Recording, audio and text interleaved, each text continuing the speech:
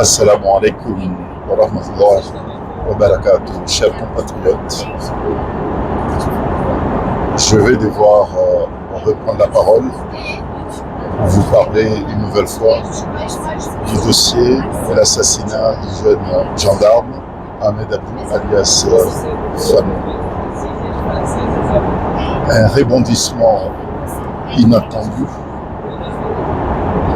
dans ce dossier m'amène à prendre la parole pour condamner les pratiques inhumaines, malsaines, immorales du gouvernement d'Azali qui tente par tous les moyens d'étouffer la vérité sur les circonstances et les causes de la mort du jeune Ahmed Abdou Fanou. Ce qui s'est passé hier à Moroni, le 4 octobre 2024, est tout simplement ignoble. Personne ne pouvait imaginer qu'après avoir tué dans des conditions atroces, barbares, Fanou, après avoir emprisonné, en tout cas gardé son frère de 10 ans à la gendarmerie à 2 reprises et durant plusieurs jours, après avoir détenu son père plusieurs jours à la gendarmerie et faire subir à la famille, aux parents et aux proches, aux habitants de Selmani Itana, que le pouvoir d'Azali allait encore franchir l'impensable, une ligne d'immorale. Ils l'ont fait et ce n'est pas une surprise pour de nombreux commandants. Il fallait absolument faire parler la maman de Fanou.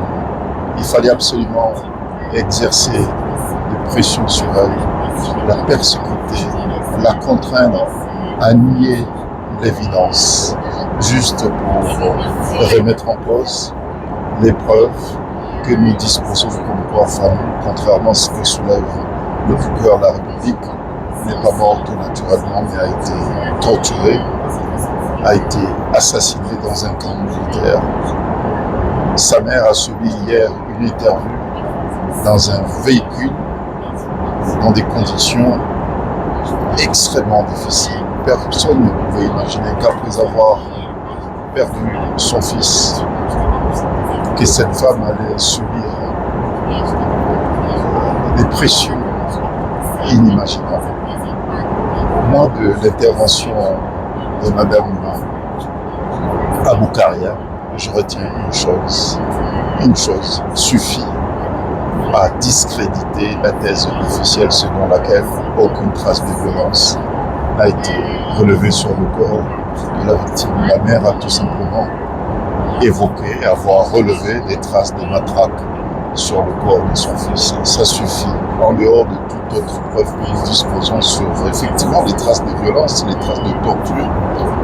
Cette déclaration elle-même, cette phrase elle-même suffit à contredire, en tout cas à remettre en cause, à discréditer sérieusement et de façon sincère la thèse du parquet de Moroni et puis la thèse officielle. Bon, je ne lâcherai pas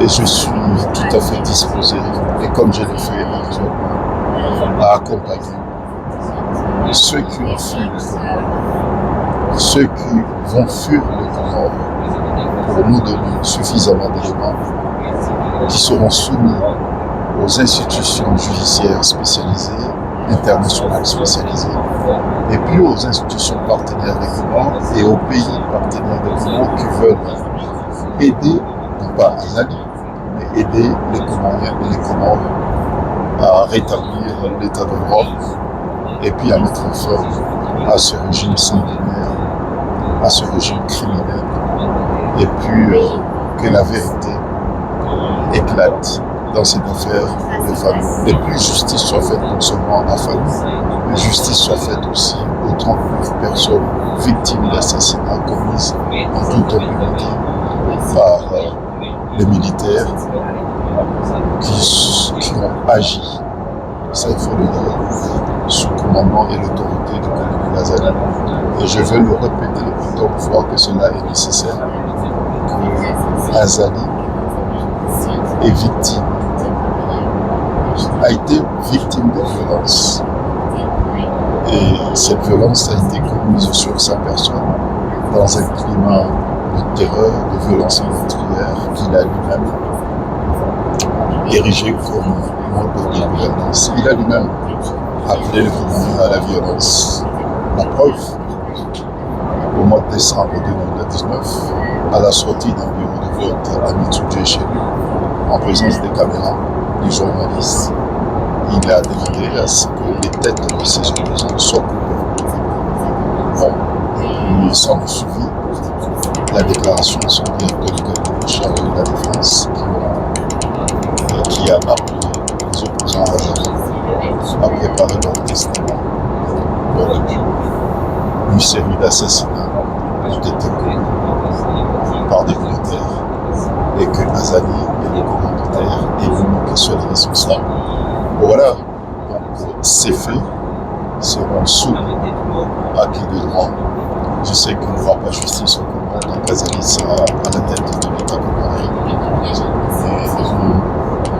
Nous sommes convaincus que des pays qui se sont déjà prononcés et qui examinent les dossiers que nous leur avons soumis, examineront attentivement nos doléances et nous osons espérer qu'ils vont accepter de se pencher sur ces faits criminels en vertu de leur compétence universelle. Bon, voilà, c'est le combat que nous menons. Ce combat, nous ne le menons pas contre qui que ce soit, nous le menons pour que justice soit rendue aux victimes, nous le menons pour le retour de l'état de droit au Comores. Bon, voilà.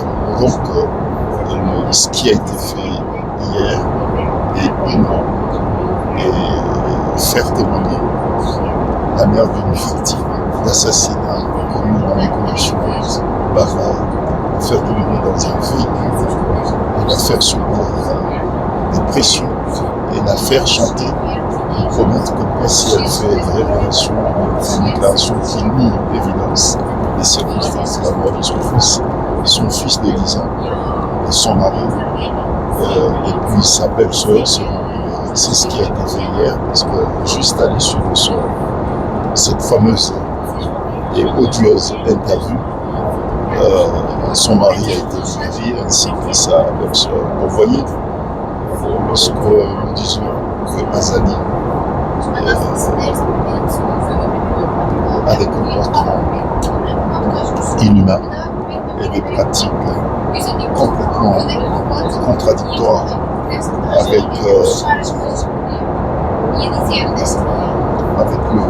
droit et qui affiche sans scrupule ni retenue son attachement à la répression. Personne ne croyait, pensant qu'il s'agit des propos, de postures opposantes. Les réalités sont là. Chacun doit assumer ses responsabilités. Ceux qui veulent aider véritablement les Comoriens et les Comoriens doivent prendre possession en faveur pour la défense de notre peuple. Et ceux qui aveuglément continuent à soutenir Azali seront réglés. Et voilà, il m'a semblé important de faire cette déclaration et rassurer ceux qui veulent quitter et fuir les Comores que nous ferons, et ceux qui ont déjà fui les Comores que nous ferons tout ce que nous pouvons pour leur accorder la protection internationale conformément aux engagements internationaux signés par les différents pays membres des Nations Unies. Ces pays seront saisis, seront prévenus.